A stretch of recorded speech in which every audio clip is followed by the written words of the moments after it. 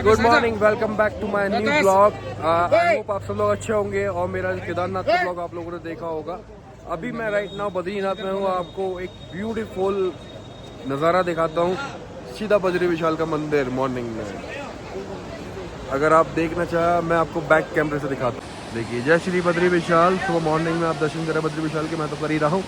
चलिए अब आगे चलते हैं। अभी हम जा रहे हैं ब्रह्म कपाल, इनको पितृ तर्पण पूजा करनी है तो वो मैं पूजा कराने जा रहा हूँ। बाकी आपको दिखाता हूँ ब्रह्म कपाल पर पहुंचकर क्या है क्या नहीं है। मॉर्निंग की आप भीड़ देख सकते हैं, कितनी बड़ी एक लाइन लगी है दर्शन के लिए। दर्शन का जो एंट्री गेट है उस पर भी बहुत भीड़ लगी है। ये हम ब्रह्म कपाल का जो जाते हैं तो ये वाला ब्रिज पार करना पड़ता है, नया वाला। इसको ब्रिज पार करने के बाद थोड़ा हमें डाउन स्टेयर्स जाना पड़ता है, जिसमें ब्रह्म कपाल आता है। यहाँ से मैं दिखा देता हूँ आपको ब्रह्म कपाल। सुबह सुबह कुछ ना कुछ बोलो तो अटक ही जाती है जुबान। ये देख सकते हैं ब्रह्म कपाल का राह, वो देखिए। अलकनंदा का भाव भी देख सकते हैं कितनी तेज है फ्लो। अलकनंदा के पास साथ में बैठेंगे पूजा के लिए। अब चलते हैं आगे, जाके दिखाता हूँ मैं आपको। हाँ, ये लोग जा रहे हैं नीचे ब्रह्म कपाल की पूजा करने के लिए। और मैं आपको दिखाता हूँ गंगा, देखिए गंगा के बिल्कुल साइड में बैठ के करेंगे ब्रह्म कपाल की पूजा। और ये इनका सेटअप लग रहा है, स्टूल लग रहे हैं और पंडित जी सारी व्यवस्था कर रहे हैं इनकी। बाकी पूजा स्टार्ट होती है, मैं पूजा भी दिखाता हूँ आपको। साइड का नज़ारा देखिए आप कितना प्यारा है। क्लाउड भी हो रहा है हल्का सा, और ऊपर देखेंगे तो बर्फ़ भी है बहुत। साइड देखिए, ये इस साइड भी देखिए कितना प्यारा नज़ारा है। यहाँ पे सारी पूजा ही होती है। अगर आप अपने पितृ को पिंड दान करना चाहते हैं तो बद्रीनाथ एक ऐसी जगह है जहाँ से आप पिंड दान करते हैं तो आपके जो बड़े बूढ़े हैं वो सीधा कुंड को ही जाएंगे।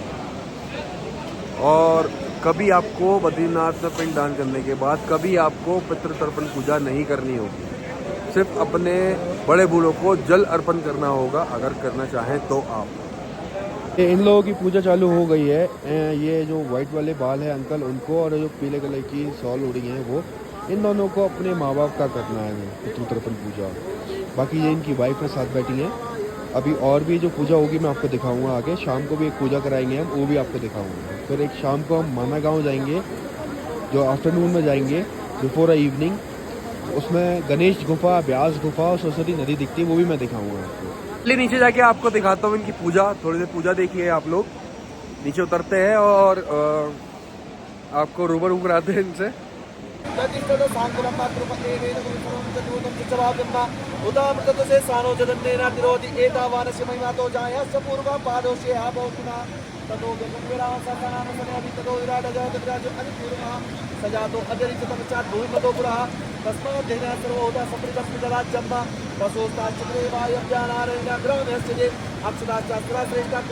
इनकी पूजा आदि खत्म हो चुकी है तो ये विसर्जन करने जा रहे हैं। जिन्होंने जो जल अर्पण किया है अपने बड़े बूढ़ों को, तो वो विसर्जन करने जा रहे हैं नीचे।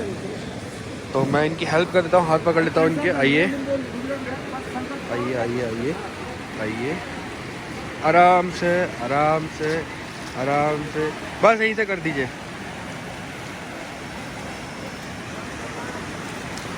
एक बार इसको धो लीजिए एक तरीके से। एक स्टेप उतरना चाहो तो उतर जाओ आप भी।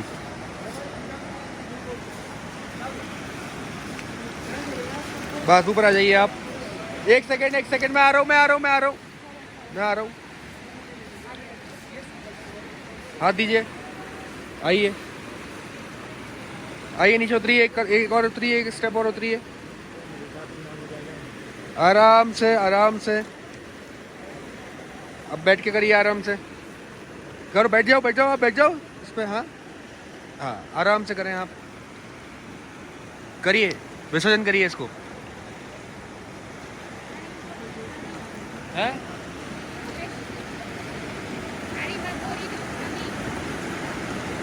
आप इसको पानी में डाल के थोड़ा सा धो लीजिए एक तरीके से। हाँ, अब नीचे डाल दीजिए, सारा कर दीजिए। पूरा निकाल दो सारा पानी में। हाँ,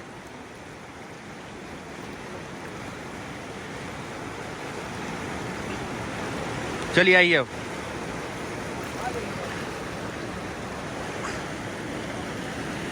आइए पीछे आइए।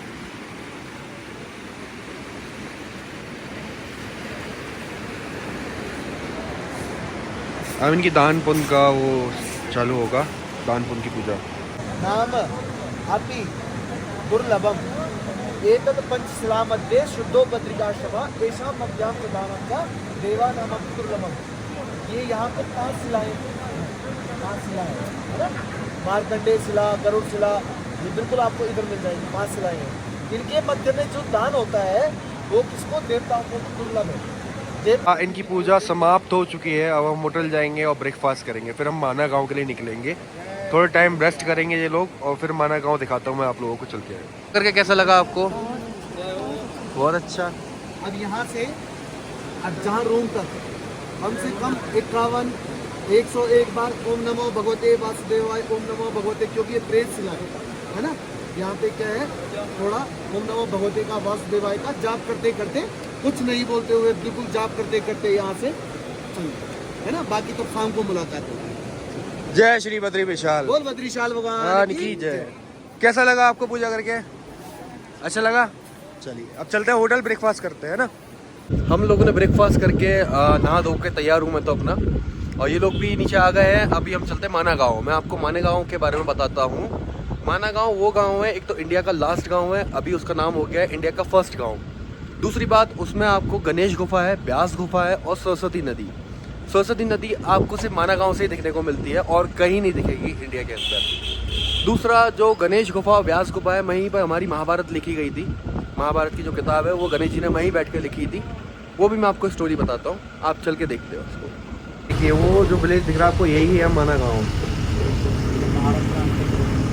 माना गाँव ये बद्रीनाथ का हेलीपैड है, जो कि देहरादून से हेलीकॉप्टर उड़ता है, यहाँ आता है। फिर यहाँ से इनकी कैब होती है पर्सनल, वो आपको बद्रीनाथ टेम्पल के पास ड्रॉप करेगी। आप दर्शन करेंगे, वहाँ से आपको वापस लेके इस हेलीपैड पे छोड़ देगी। फिर यहाँ से आप जाते हैं देहरादून वापस अपना टूर ख़त्म करने। ये आपका पड़ेगा बिल्कुल माना गांव का जो एंटर गेट है, ऊपर लिखा हुआ है भारत का प्रथम गांव माना।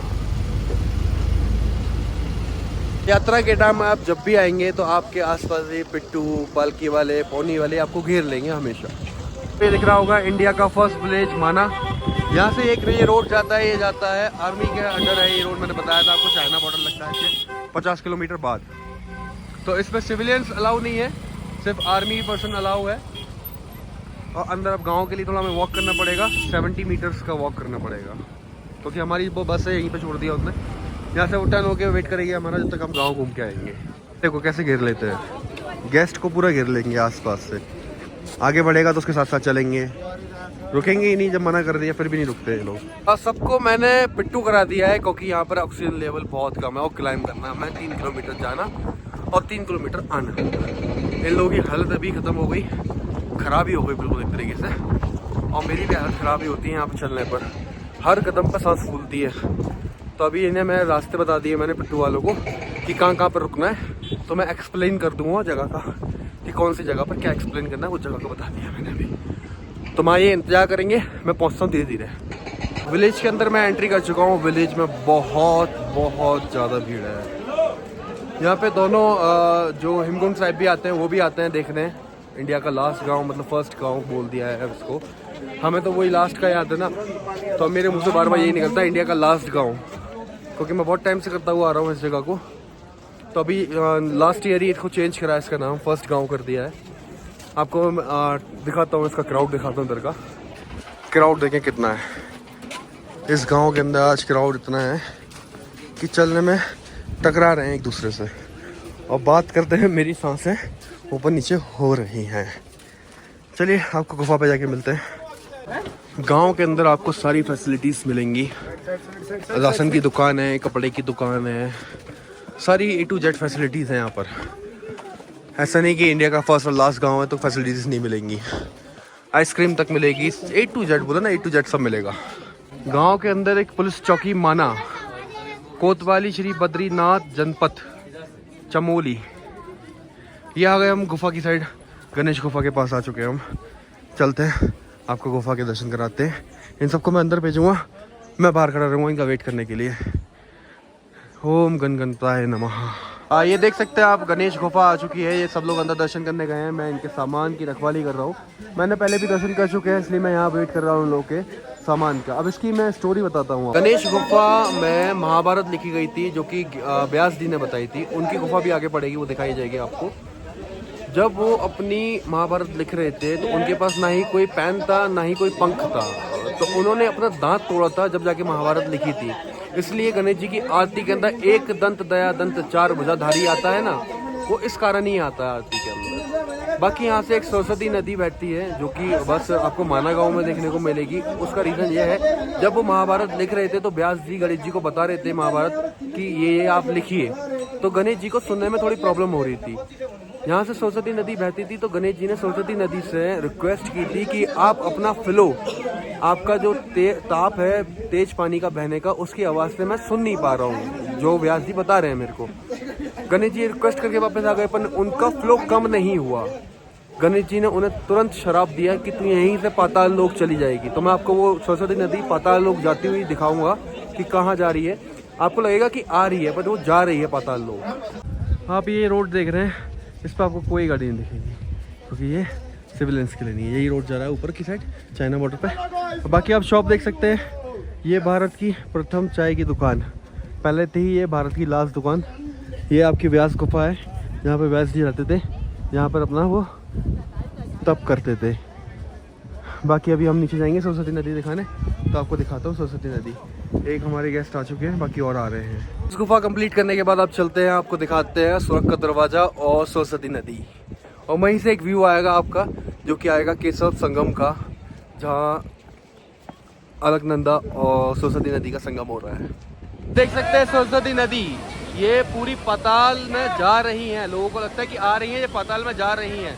आप देख सकते हैं इनका ताप। इसी के कारण गणेश जी ने शराब दिया था कि तुम पाताल में चली जाओगी। आपको जूम करके दिखाता हूँ, देखिए पत्थर के बिल्कुल बीच में से आ रही हैं। कोई सोर्स नहीं आगे, कोई कुछ नहीं है, सारे पहाड़ है आगे की साइड। देखिए आप प्रॉपर, ये मंदिर है सरस्वती माता का। और ये आपका एक स्वर्ग का दरवाजा जो आपको दिख रहा है, ये स्वर्ग का दरवाजा, जहाँ पांडव गए थे सारे स्वर्ग के लिए। यहाँ से 5 किलोमीटर आगे चलेंगे तो वासुताल पड़ेगा। वासुताल जो झरना था, उसके थ्रू ही गए थे। ये देखिए स्वर्ग का दरवाजा जो आपको देखा है मैंने, उसमें 5 मूर्ति होनी चाहिए थी, जो कि आपके पांडव भाई हैं। एक उनकी माँ की मूर्ति बना रखी है। और वो देखेंगे उसके थोड़ा सा आगे जब देखेंगे, भीड़ लगी हुई है वहाँ पर। कुत्ता बना हुआ है जो स्वर्ग के लिए गया था आगे, वो दिखा नहीं पा रहा मैं यहाँ से आपको, क्योंकि भीड़ बहुत है। लोगों का फ़ोटो खींचने में लगे हुए हैं। जो पहले नंबर के वो अर्जुन है, सेकंड नंबर के आपके भीम है। और मेरे को सीरियस बताऊँ तो आगे के नाम युधिष्ठिर भी है, 2 के नाम याद नहीं है मेरे को। ठीक है, ये रास्ता जा रहा है आपका वासुधारा के लिए। लोग ट्रैक कर रहे हैं वासुधारा के लिए, कुछ लोग कर रहे हैं, कुछ लोग आगे से वापस आ जा रहे हैं इस तरफ। चलिए आपको मैं केशव संगम दिखाता हूँ आगे। आप देख रहे हैं ये सरस्वती नदी जा रही है, जो जहाँ से जा रही है, और वहाँ से जो आ रही है वो अलकनंदा आ रही है। दोनों का संगम होता है, उसको कहते हैं केशव संगम। अब ये सरस्वती नदी यहाँ पर ख़त्म हो गई, तो ये पूरा का पूरा अलकनंदा चलेंगी आगे तक। क्योंकि मन में शक बहुत रहता है कि त्रिवेणी संगम जो इलाहाबाद में है, आज की डेट को प्रयागराज कहते हैं इसे, उसमें 3 नदियाँ बहती हैं। वहाँ भी 2 नदी बहती है। एक नदी जो है आपकी सरस्वती, वो पाताल लोक से ही बहती है, इसलिए त्रिवेणी संगम उसका नाम है। पहले बहती थी, जब से पाताल गई तो पाताल से ही बहती है। अभी ये माना कंप्लीट कर लिया, अब चलते हैं होटल में। माँ इन्हें लंच कराते हैं और थोड़ा रेस्ट देते हैं। फिर हमारा पूजा का भी समय हो जाएगा, 5:30 बजे इन्हें पूजा के लिए निकालेंगे। जो पूजा होगी मैं आपको वो दिखाता हूँ। होटल लगा है, इनका लंच कराता हूँ, मैं थोड़ा दवाई खा के रेस्ट करूँगा, 1 घंटा सोऊंगा, क्योंकि मेरा जुकाम मुझे बहुत अजीब सा फील करा रहा है। फिर पूजा के लिए जाएंगे, वो दिखाता हूँ पूजा कैसे होती है। हाँ, मैं अभी जस्ट आया हूँ बस से। मेरी तबीयत ज़्यादा ख़राब हो गई, अब थोड़ा सा रिलीफ फील हो रहा है मेरे को, क्योंकि मैंने विक्स लगा के 1 घंटा सोया। मैंने नाक में, छाती पे, अपनी गले पे, सब जगह विक्स लगाई और जुकाम की दवाई खाई। तो अब इन्हें लेके जा रहा हूँ मैं पूजा के लिए। विष्णु सहस्त्रनामन पूजा का नाम है, जिसमें 1000 कुछ टाइम विष्णु जी का नाम लिया जाता है, वो मैं आपको दिखाता हूँ चल के। इनकी पूजा चालू हो चुकी है और ये पूजा 45 मिनट्स चलती है। देवी जगन्नाथ हरे पृथ्वीराज श्रीमा तर्जनो प्रस्या श्रीचदे लक्ष्मी कवत्या भोरात्रे पार्थे नक्षत्राणि रूपोत्सव व्यापक माक्षनिकाणां मुंबईकाणां सर्वलोकमयकाणां मां भूमि पर छोड़। पहला हाथ में कुछ 1000 रुपये हो, 10, 11, 21, 52 सकते हैं मैं सुबह आया था यहाँ पर पूजा कराने, तो यहाँ नीचे बैठ के पूजा कराई थी। आप देखें पानी का लेवल ऊपर हो चुका है, चेतावनी दे चुके हैं यहाँ से, गवर्नमेंट ने चेतावनी दे दी है। और आप पीछे देख सकते हैं कि बादल भी हो रहे हैं, थोड़े बादल गरजने की आवाज़ आ रही है, ये शायद के पीछे बादल हो रहे हैं, थोड़ा मौसम भी ख़राब हो रहा है। और पानी का लेवल आप देख ही ले कितना बढ़ गया। अभी नीचे बैठ के यहीं पूजा कराई थी सुबह के टाइम।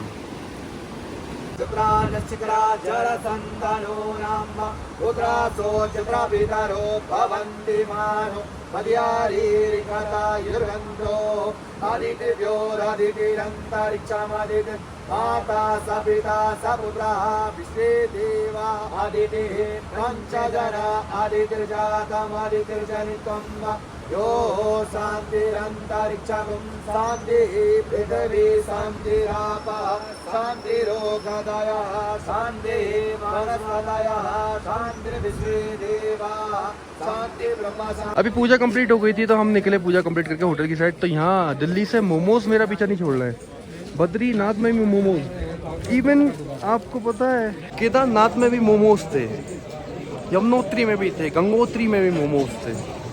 मोमोज मोमोज मोमोज हर जगह मोमोज ही पहुंच गए हैं। चलिए अब होटल चलते हैं, अपने रेस्ट करेंगे। अब 2 दिन हमारे पास रेस्ट के हैं पूरे। आज का भी दिन रात रेस्ट का है, कल कुछ नहीं आना है, कल भी हमें रेस्ट ही करना है जाके। परसों हमें एक मनसा देवी मंदिर के विजिट करनी है जो कि हरिद्वार में है।